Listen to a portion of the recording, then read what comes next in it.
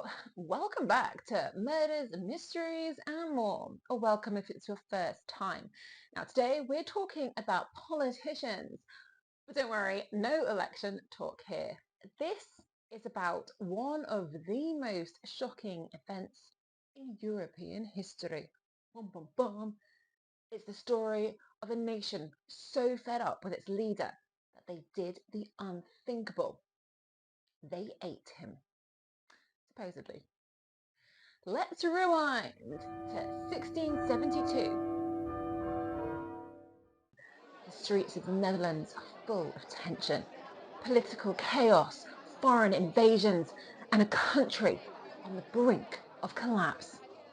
This is the infamous Rampenjaar, or the Year of Disaster. So what made it so disastrous? The Dutch Republic was under siege from all sides: France, England, and two German states. Economically, the country was spiraling. The once mighty naval nation was crumbling. And in the middle of this chaos was one man, Johan De Witt. Now, Johan could be likened to a prime minister, and he's meant to be under a president or a stadholder, but there was no one at this time above him, so he was essentially running the whole show, and his official title was Grand Pensionary. For over 2 decades, Johan had kept the Dutch Republic afloat, but his policies were becoming less popular, especially with the military failures and the economic collapse that had left the people frustrated and angry, unsurprisingly, right? He even tried to avoid conflicts with France, Louis XIV's France to be exact. Well, it might sound noble. Many thought it was a disaster waiting to happen, and they would be right. His reluctance to strengthen the military left the Dutch vulnerable. And we also have, on the other hand, the House of Orange. Now, Prince William II was once the stadholder in charge, but he was dead, and his son, William III, hadn't yet taken over. So the House of Orange and their supporters saw this downfall of Johan and the Dutch Republic as an advantage to them. It was time to take hold of that weakness and build a stronger country. So now we have a country under siege, the people are desperate, and they want someone to blame. Johan was a perfect scapegoat. So whether you were a monarchist or not, things were bad. And Johan had been in charge when all of it went south. So in June of 1672, Johan survived an assassination attempt, and this should have been a wake-up call, but things were far from over. A couple of months later, with public faith crumbling in Johan and the government, and the country teetering on the edge, Johan was forced to resign. You're out. And Prince William III, who was just 22 years old, was brought in to replace him. So Johan's time at the top may have been officially over, but the people weren't done with him yet.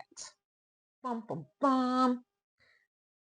Now it gets a little bit convoluted because Johans brother, Cornelis, who was also in the political mix and served as a naval officer, he did do a lot of great things in battle. Well, he took credit for a lot of great things in battle. But as a politician, he probably got the role because of his brother. It was one of those, political dynasty situations, keeping power in the family and all. But with nepotism and a shared family name comes a shared family blame. Cornelis wasn't spared from this rising chaos. He was accused of treason, plotting against the House of Orange, and even attempting to assassinate Prince William III. He was sentenced to be exiled. Get out. But whether or not those accusations were true didn't actually matter. The people, angry and desperate, wanted someone to pay.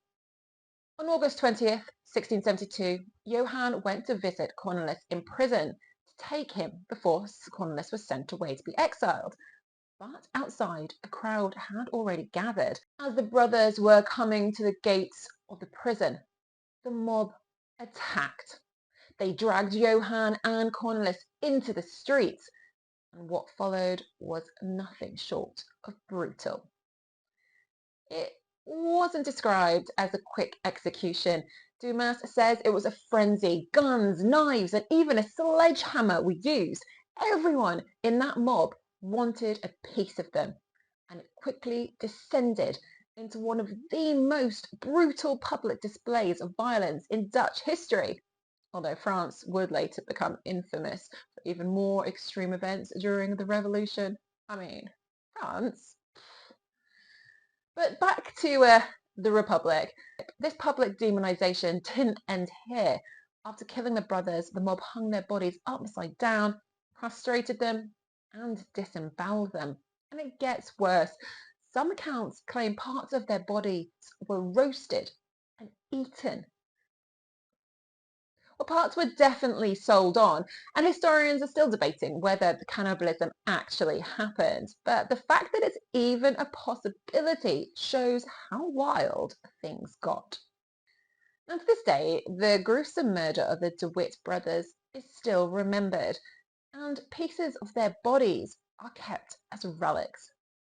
Yep. You can actually visit the Historical Museum in The Hague, where a tongue and a finger bone of the brothers are on display in little glass coffins, cases, really.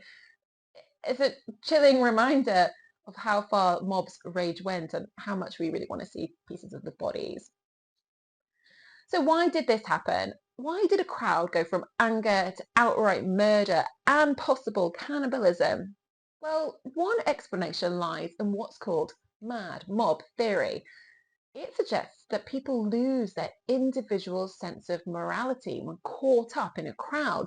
The anonymity and the energy of that mob makes them feel powerful, untouchable, and willing to do things they would never consider alone. Probably eating people wouldn't be on the top of their bucket list. But let's not forget, this wasn't just a random crowd. There was quite a lot of onlookers from the local town, but the local militia, some of who had tortured and killed before, were driving this. So the more organised factions, like the militia and the pro-Orange supporters, had a vested interest in seeing Johan De Witt removed permanently. They didn't want his supporters coming back. And there's also not to say that there weren't a few sadistic individuals in the mix, enjoying the violence for their own twisted reasons.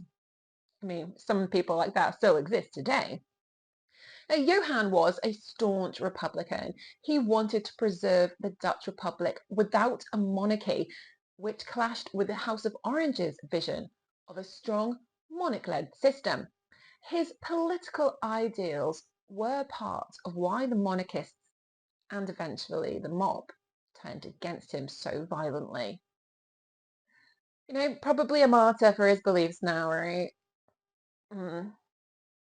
Now, the way that the De Witt brothers' bodies were mutilated and displayed wasn't just a random act, it was symbolic. And we have this lovely painting to show that the mob hung them upside down and butchered them.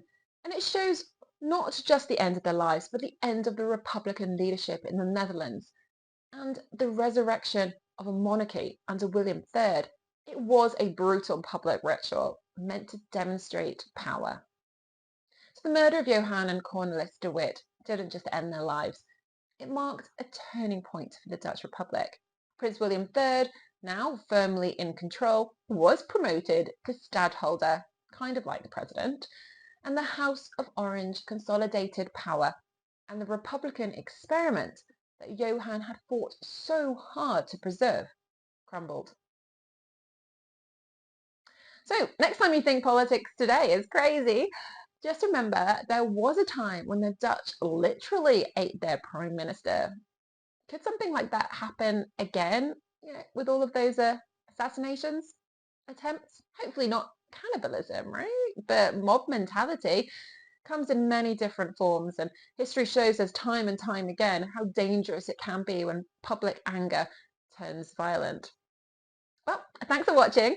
So if you found this story fascinating like I did, well, make sure to like, share and subscribe. And also let me know what kind of things interest you. So until next time, stay curious.